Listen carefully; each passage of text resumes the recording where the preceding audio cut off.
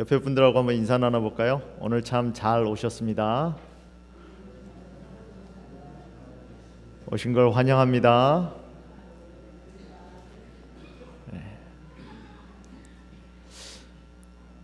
지난 일요일날 바자회 기간 중에 우리 아이들이 정리를 하다가 학생부 아이들이 한 10명 정도가 삥 둘러앉아서 가위바위보를 하기 시작했어요. 그러면서 막 웃는 거예요. 그러니까 그 주변에 있던 아이들이 자기도 가위바위보를 하겠다고 막 저기서 달려와요. 그래서 한 10명 있던, 처음에 한 5명 앉아있던 아이들이 점점 모여지더니 한 15명이 됐습니다. 15명이 앉아서 막 가위바위보를 막 깔깔깔깔 웃어가면서 가위바위보를 해요. 그래서 얘네들이 가위바위보를 왜 하지? 가위바위보를 해서 이긴 사람한테 무슨 상품이 있나? 진 사람한테 무슨 벌칙이 있나? 그래서 제가 궁금해가지고 옆에 가서 서 있었어요. 서 있었더니 가위바위보가 다 끝나서 마지막으로 한 사람이 이겼어요. 그랬더니 그냥 흩어지더라고요. 뭐야 이거? 이유가 없어요. 벌칙도 없고 상도 없어요. 왜 모이는 거죠? 모이면 좋은 거예요. 모이면 즐거운 거예요. 뭔가 거룩한 일이 벌어질 때는 사람들이 이유가 있어서 모이는 것이 아니라 그 일을 동참하고 싶어서 모입니다. 뭔가 의미 있고 뜻깊은 일이 벌어질 때는 자기가 무슨 책임을 맡아서가 아니라 그 일에 동참하고 싶은 마음에서 모여요. 저희가 한 2주 동안 매주 안식일 저녁 10시까지 바자회를 위하여 준비를 했습니다. 70이 넘으셔서 연로하신 우리 열사님들이 10시가 넘도록 안식일 저녁에 음식을 준비하는 모습을 보면서 참 많은 감동을 받았습니다. 바자회 아침에 8시까지 모이는 일이 있어서 부지런히 해서 제가 8시에 왔어요. 그랬더니 서대적 장로님, 양채대열 장로님 두 분께서 저보다 일찍 오셔서 청소를 하고 계시더라고요. 그래서 얼른 들어갔습니다. 우리 박신종 장로님인 같이 하실지도 몰랐어요. 근데 오셔가지고 부스를 하나 틀어놓고 얼마나 열심히 파시던지 부탁드린 것도 아니에요. 두 부부가 와서 우리 윤인국 지사님은 그날 아침에 식당 장을 보기 위해서 10시까지 장터에 갔어야 됐는데 빨리 와서 사진은 찍어야겠고 장은 봐야겠고 10시에 장을 보면 좀 늦을 것 같고 문 열고 들어가면은 사람들이 많으면 기다려야 된대요. 10시에 그 가게 문이 열리는데 8시 반부터 가서 줄을 섰답니다. 참 보이지 않는 곳에서 우리 바자회를 위하여 수고하여 주신 여러분들께 정말 감사드립니다. 지난주 일요일은 제가 메릴랜드 중앙교회 교인이라는 게 참 자랑스러웠습니다. 모두가 각자 있는 곳에서 최선을 다해서 교회를 섬기는 모습을 보면서 이게 교회구나 라는 그런 생각이 들었어요. 일이 처음 진행될 때는 어디서 누가 돈을 주고 뭘 주문하면 그 주문한 게 식당으로 어떻게 들어가서 어디서 물건을 받는지 그 동선이 있어야 되고 시스템이 있어야 되잖아요. 근데 그게 어떻게 되는지 제가 파는 당일날까지 어떻게 돌아가는지 모르겠더라고요. 근데 시작하니까 우리 재무부가 그냥 동선을 다 만들더라고요. 모든 우리 교우님들이 한마음 한뜻이 돼서 이렇게 큰 일을 치를 수 있도록 인도해 주신 우리 아버지 하나님께 감사드립니다. 그리고 이 단기간 내에 이런 일을 시작하고 계획하고 진행한다는 것은 우리 김진권 지사님하고 로혜경 지사님만 할 수 있다고 생각합니다.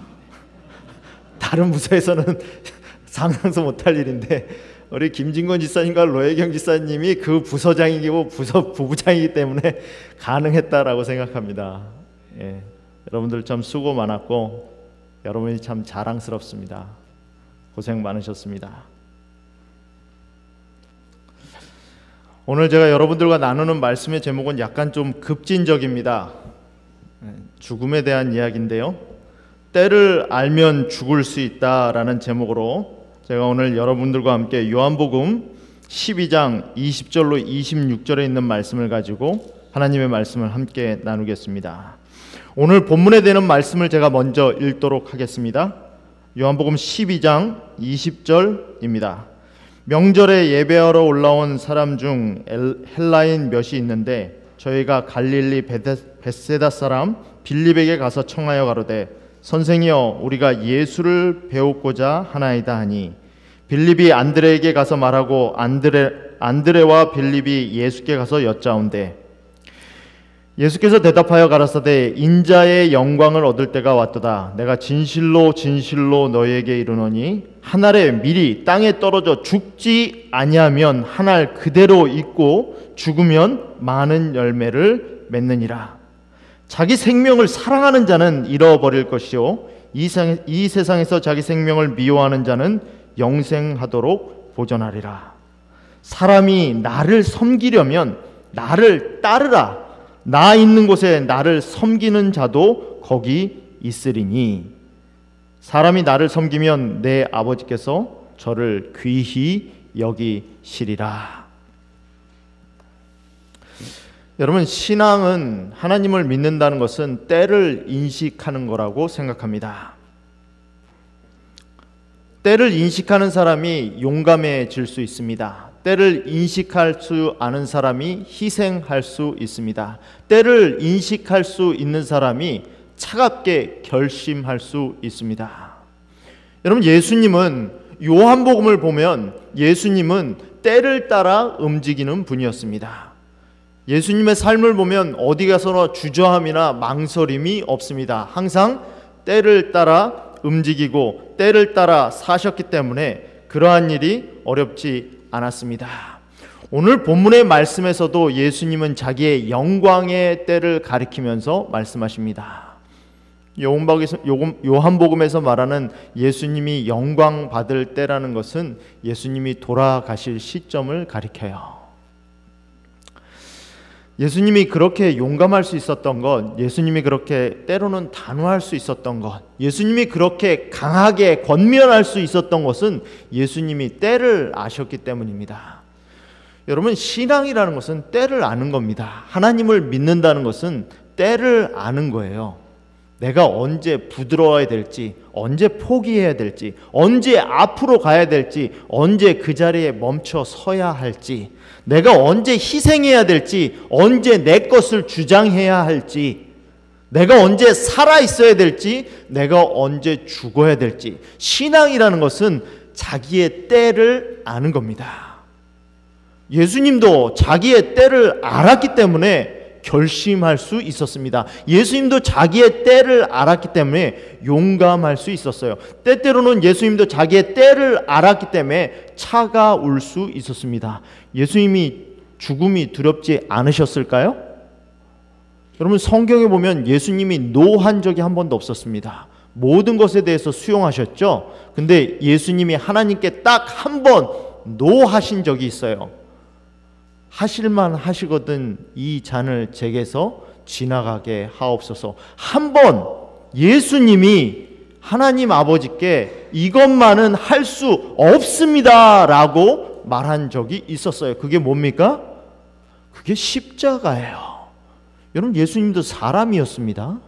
예수님도 십자가를 감당하는 것이 두려웠어요. 예수님도 십자가를 바라보고 놀랬습니다. 예수님도 십자가를 바라보면서 주저하셨어요. 그리고 예수님도 하나님 앞에 그것을 지나가게 해달라고 요청하셨습니다. 그럼에도 불구하고 예수님이 요청했음에도 불구하고 그것을 거절하지는 않으셨어요.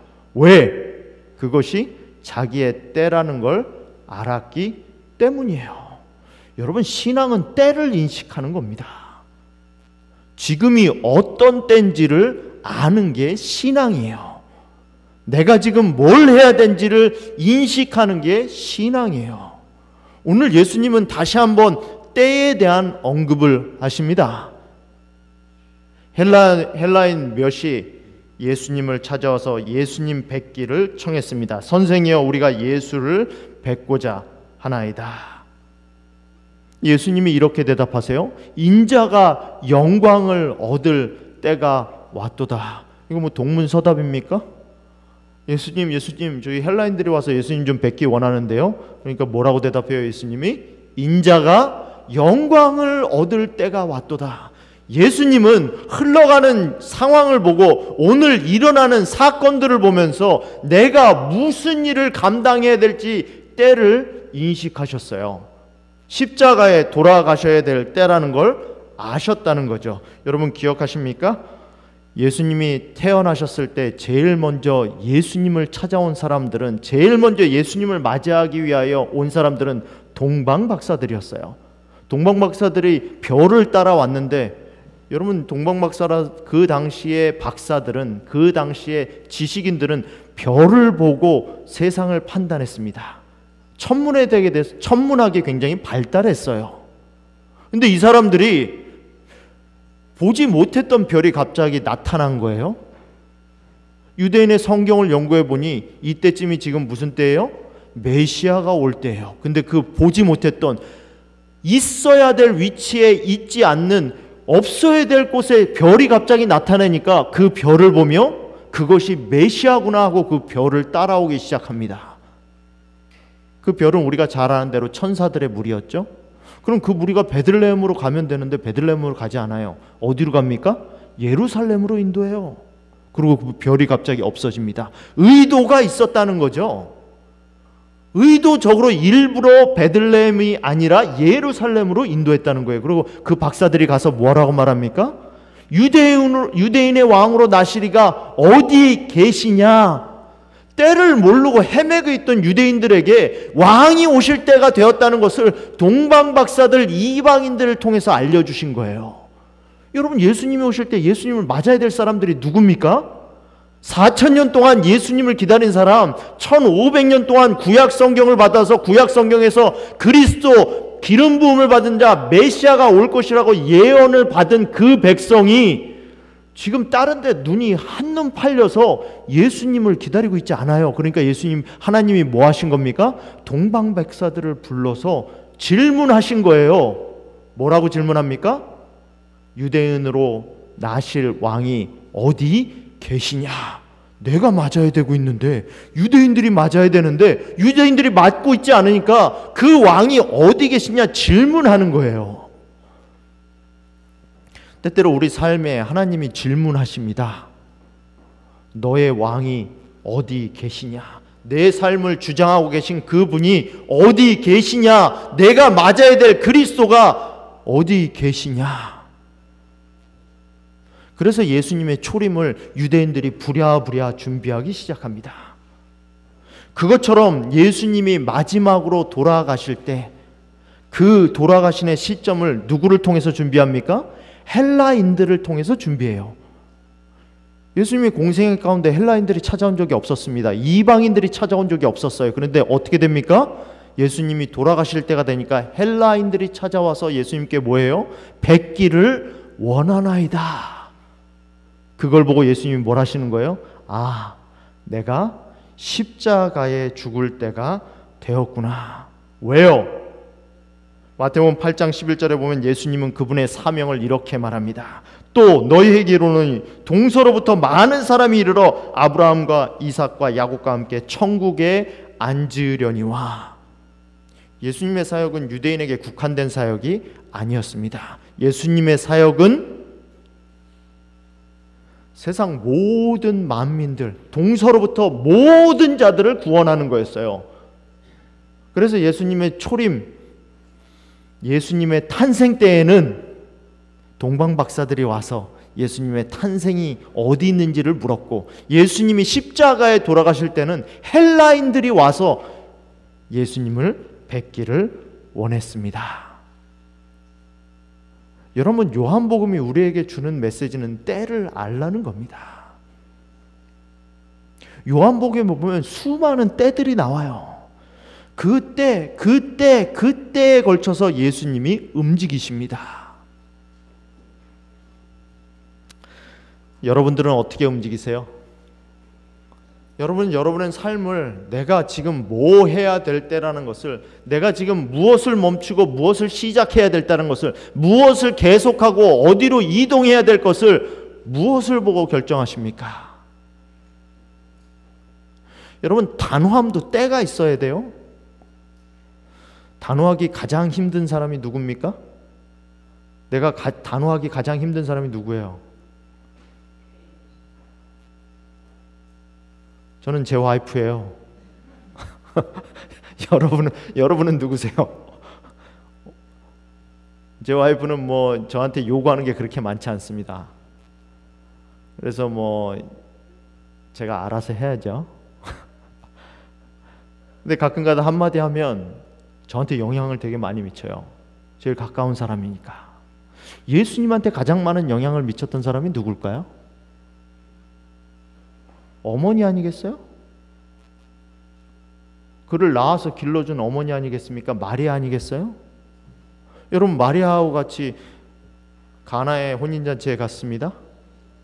그 혼인잔치에 포도주가 떨어졌어요. 마리아가 가서 말하죠. 포도주가 떨어졌어요.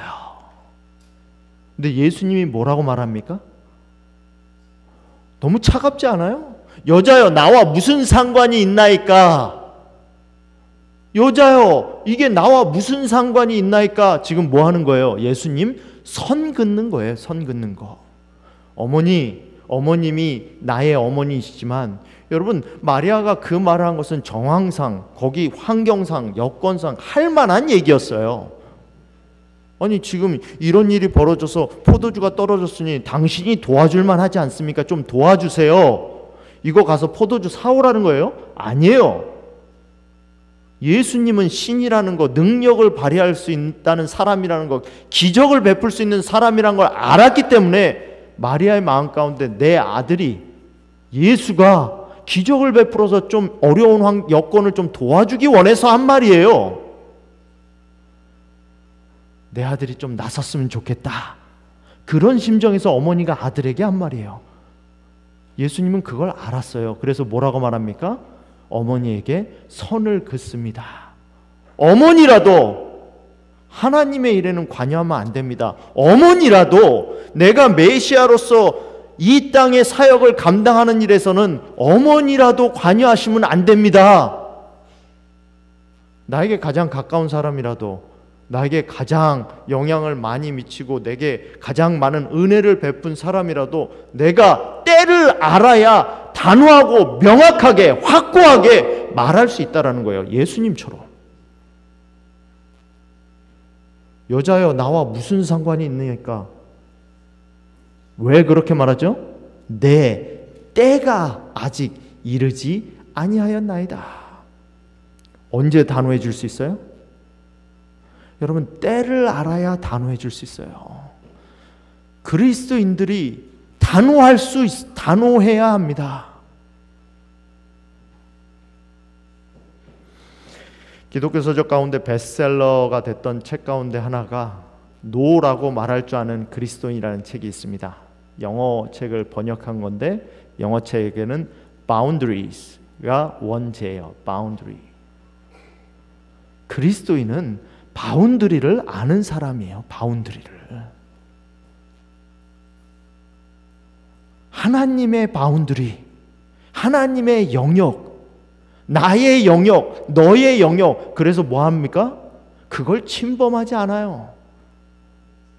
하나님의 영역이 침범당하면 그리스도인은 단호할 수 있어야 됩니다. 무조건 예스라고 말하는 사람이 단호한 사람이 아니에요. 친절한 사람이 아니에요. 그리스도인이 아니에요. 뭐라고 말할 수 있어요? 노라고도 말할 수 있어야 돼요. 하나님의 일에 있어서는, 하나님의 영역에 있어서는 아니야, 그렇게 하면 안 돼 라고 말할 수 있어야 돼요. 그게 바운드리예요. 그것도 뭐가 가능했기 때문에? 때를 알았기 때문에. 예수님이 사마리아 우물가에서, 수가의 우물가에서 수가의 여인과 대화를 나누는 중에 이런 말씀을 하시죠. 여자여 내 말을 믿으라. 이 산에서도 말고 예루살렘에서도 말고 너희가 아버지께 예배할 때가 이르리라.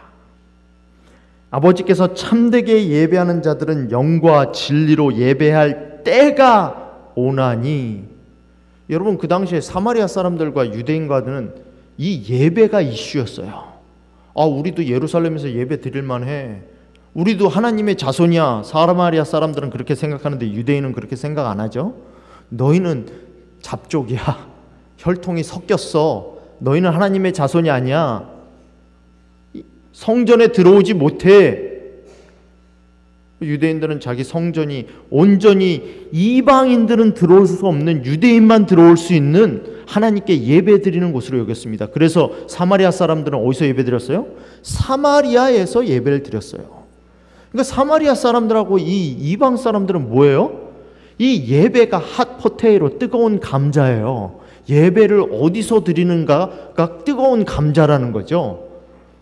근데 예수님은 명확하게 이야기하세요. 장소가 문제가 아니야. 장소가 예루살렘에서 예배를 드리던 사마리아에서 예배를 드리던 예배드리는 장소가 문제가 아니야. 뭐가 문제야? 예배드리는 자는 신령과 진정으로 예배드릴 때가 오나니. 예배드리는 자세가 문제야. 여러분, 이슈를 찝을 수 있어야 돼요. 문제가 무엇인지 명확히 봐야 됩니다. 내 마음이 혼란스러울 때 그 혼란한 이유를 볼 수 있어야 돼요. 이게 내가 원하는 것을 하려고 하는 것인지 내게 필요한 것을 하려고 하는 것인지. 사람은 내게 필요한 것과 원하는 것을 혼란스러워합니다. 여러분, 우리 아이에게 원하는 것을 줘야 돼요? 필요한 것을 줘야 돼요? 우리 아이가 원하는 대로 해야 됩니까? 놔둬야 됩니까? 필요한 것을 할 수 있도록 인도해야 됩니까? 삼자적인 입장에서 보면 그게 명확하게 판단이 돼요. 근데 그게 1인칭에서 보기 시작하면 이 두 가지가 혼란스러워요. 내가 원하는 것을 마치 내게 필요한 것처럼 여기죠. 원하는 것과 필요한 것을 구분할 수 있어야 돼요. 이슈가 무엇인지 알아야 된다는 거죠. 내가 원하는 것이 내게 필요한 것이 아닐 수도 있어요. 내가 원하는 것이 오히려 내게 불필요한 것일 수 있다라는 거예요. 내가 원하는 것을 내가 갖고 있다고 해서 그게 내게 최상이 아닐 수도 있어요.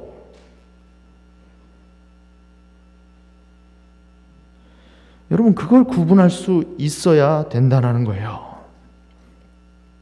위험도 마찬가지입니다. 우리가 언제 용감할 수 있는가? 7장과 8장이 되면 예수님께서 본격적으로 유대인들과 논쟁하십니다. 뭐라고 논쟁하시죠? 내가 하나님의 아들 메시아라고 논쟁하세요. 유대인들이 그러니까 어떻게 합니까? 예수님을 죽이고자 해요. 여러 번 예수님을 죽이려고 시도하죠. 여러분, 예수님이라고 예수님을 죽이겠다고 달려드는 사람이 안 겁났겠습니까? 무섭지 않았겠어요? 근데 예수님은 그걸 두려워하지 않으셨어요. 왜 그렇죠? 때를 알았기 때문이에요. 때를 알았기 때문에 용감할 수 있었어요. 그들이 예수를 잡고자 하나 손을 대는 자가 없으니 이는 그의 때가 아직 이르지 아니하였음이라. 이 말씀을 성전에서 가르칠 때에 헌금 앞에서 하셨으나 잡는 사람이 없으니 이는 그의 때가 아직 이르지 아니하였음이라. 언제 죽음을 감당할 수 있어요? 언제 내가 죽겠다고 나갈 수 있습니까? 때를 알 때예요. 때를 알 때. 때를 알 때.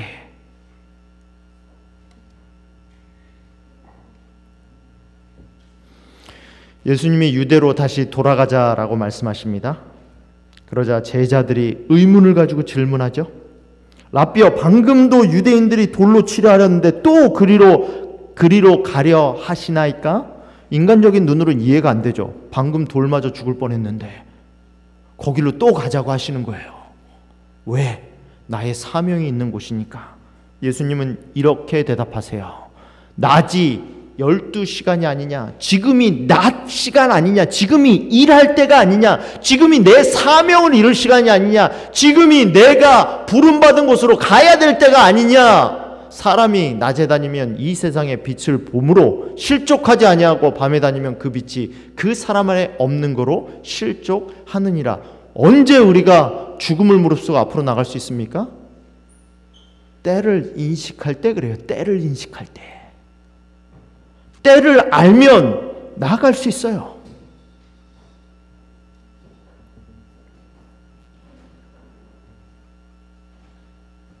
여러분, 예수님도 인간입니다. 예수님도 감정이 있었어요. 자기가 죽음이 이르러 올 걸 하나님 아버지와 처음으로 분리되는 순간을 겪을 줄 아셨던 예수님이 시간이란 제약 가운데 한 번도 갇혀보지 않았던 존재가 시간 안으로 들어와서 존재 자체가 없어지는 죽음을 경험해야 되는 그 앞에 섰을 때, 여러분, 우리는 태어난 적이 있잖아요. 예수님은 태어난 적이 없어요. 시간을 초월해 계신 분이에요. 신이라는 존재가 이 땅에 오셔서 자기를 시간이라는 제약 가운데 두시고 이제는 존재가 없어지는 죽음을 경험해야 되는 앞에까지 왔어요. 그때 뭐라고 말씀하십니까? 내 마음이 괴로우니. 예수님도 고민했어요. 예수님도 걱정했습니다. 예수님도 염려했어요. 그렇지만 예수님 거기서 포기하지 않았어요. 왜? 아버지여, 나를 구원하여 이 때를 면하게 하여 주옵소서. 예수님도 아버지께 면하게 해달라고 말했어요. 그러나 내가 이를 위하여 이 때에 왔나이다. 때를 인식한 사람은 위험을 감수할 준비가 됩니다. 때를 인식한 사람이 정말 사랑할 수 있어요. 죽음을 결심한 사람이 정말 사랑할 수 있는 겁니다. 유월절 전에 예수께서 자기가 세상을 떠나 아버지께로 돌아가실 때가 이른 줄 아시고 세상에 있는 자기 사람들을 사랑하시되 끝까지 사랑하시니라.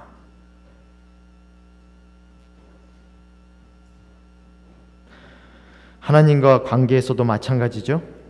아버지여, 때가 이르렀사오니 아들을 영화롭게 하사 아들로 아버지를 영화롭게 하옵소서. 뭐 한 거예요? 때를 아는 사람이 위험을 감수할 수 있는 사람이 사랑도 할 수 있고, 때를 아는 사람이 위험을 감수할 수 있는 사람이 하나님과 관계에서도 바른 요청을 할 수 있는 거예요. 때를 아니까 하나님께 말하잖아요. 아버지여, 내가 이제 영광을 받을 때가 왔나이다. 그래서 헬라인들이 찾아왔을 때 예수님은 말씀하셨습니다. 인자가 영광을 받을 때가 왔노라. 그러면서 말씀하시죠. 내가 진실로 진실로 너에게 이르노니 한 알의 밀이 땅에 떨어져 죽지 아니하면 한 알 그대로 있고 죽으면 많은 열매를 맺느니라.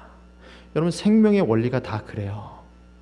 어머니가 죽을 것 같은 고비를 넘겨야 아이가 태어납니다. 맞습니까?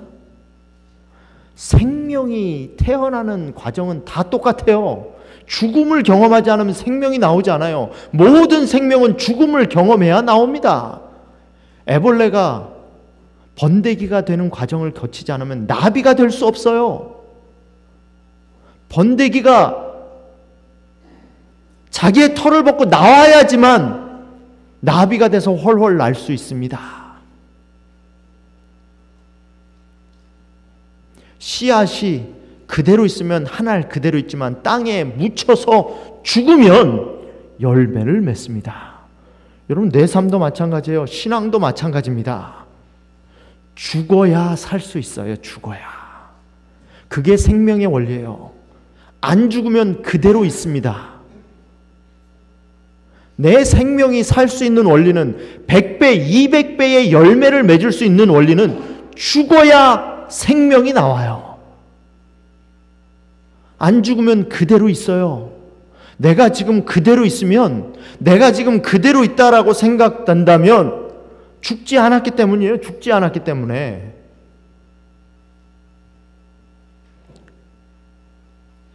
영적인 원리입니다, 이게. 자기의 생명을 사랑하는 자는 잃어버릴 것이요, 이 세상에서 자기의 생명을 미워하는 자는 영생하도록 보존하리라. 이게 영적인 원리예요.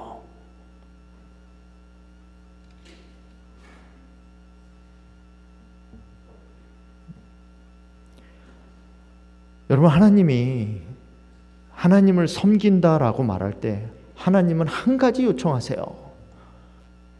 예수님은 한 가지 요청합니다. 복잡하지 않아요. 간단합니다. 뭐를 요청하십니까? 따르라는 거예요. 아무나 따를 수 있습니까? 아무나 따라가요? 우리 아이들 유괴당하지 않게 교육시키는 건 뭐예요? 모르는 사람은 따라가면 안 돼. 모르는 사람이 주는 거 먹으면 안 돼. 백설공주도 모르는 사람이 주는 거 먹었다가 죽을 뻔했어. 아무나 따라가요? 믿어야 따라가요. 믿어야 따라갈 수 있어요. 믿어야. 예수님이 요구하는 건 믿고 따라오라는 거예요. 나머진 다 뭐 하겠다는 겁니까? 내가 책임지겠다는 거예요. 하나님이 있는 곳에 있고 싶으십니까? 하나님과 동행하고 싶으세요? 그럼 따라가세요. 하나님이 있는 곳에 있고 싶으시면 따라가시라고요. 따라가시라고. 나 있는 곳에 나를 섬기는 자도 거기 있으리라. 하나님은 어디 계세요? 하나님을 섬기는 곳에 그 사람들도 거기 있어요. 하나님께 귀히 여김을 받고 싶으십니까? 아, 참 귀한 사람이야. 이 사람은 참 귀한 아이야. 참 귀한 사람이야. 누가 그렇게 여김을 받습니까? 사람이 나를 섬기면 내 아버지께서 그를 귀히 여기시리라. 그 사람이 천대를 안 받으리라? 그거 아니에요. 그 사람이 어려움을 안 겪으리라? 그거 아닙니다. 그 사람이 오해를 안 받으리라? 그거 아니에요. 그 사람에게 시험이 없으리라? 그게 아니에요. 하나님이 귀히 여기시리라.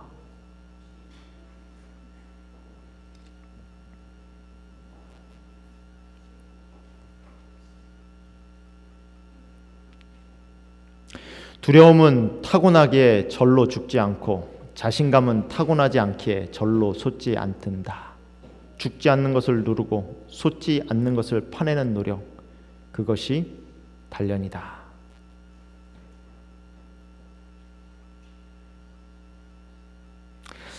제가 목회 나오는 것을 주저했던 적이 있습니다. 내가 목회를 할 수 있을까? 어떤 장로님이 그런 말씀하시더라고요. 목회에 나와서 교회에 해가 될 사람은 목회를 하면 안 돼. 저에게 하신 말씀은 아니었어요. 근데 그 말을 우연히 듣고 그 말이 제 마음에 엄청 오랫동안 남았습니다. 그래서 목회를 하지 말아야겠다,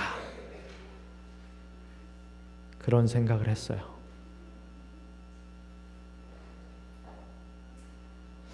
(40이) 넘었어요. 그때 이런 생각이 들었습니다. 지금이 아니면 나는 아주 목회를 못하겠구나. 이때가 아니면 나는 아주 목회를 못하겠구나. 그래서 결심했습니다. 지금 생각하면 제가 빨리 결심하지 않은 것에 후회합니다. 부족해도 하나님이 쓰셔가지고 유용한 데 사용하실 텐데, 저는 목회하는 게 행복해요. 내가 있어야 될 자리에 있는 게 행복합니다. 몸은 힘들 수 있고 마음도 힘들 수 있어요. 근데 내가 있어야 될 자리에 있어야지 행복해요. 몸과 마음이 내가 원하는 곳에 있는다고 행복해지는 게 아닙니다. 내가 있어야 될 자리에 있어야 행복해져요. 저는 목회하는 게 행복해요. 몸과 마음이 힘들어도 제가 있어야 될 자리에 있으니까 행복한 거예요. 여러분, 두려움이라는 것은 우리가 타고났기 때문에 절대 없어지지 않습니다. 자신감은 타고난 사람이 없기에 절대로 솟지 않아요. 죽지 않는 것을 누르고 솟지 않는 것을 파내는 노력, 저는 그것이 믿음이라고 생각합니다. 사랑하는 성도 여러분, 믿음으로 하나님을 따르십시오. 믿음으로 하나님을 따르면 하나님이 그 이후의 일은 다 책임지실 겁니다. 주저하지 말고 내가 원하는 자리가 아니라 내게 필요한 자리, 하나님이 있으라 하는 자리로 나올 수 있는 저와 여러분이 되길 간절히 바라면서 오늘 말씀을 마치겠습니다.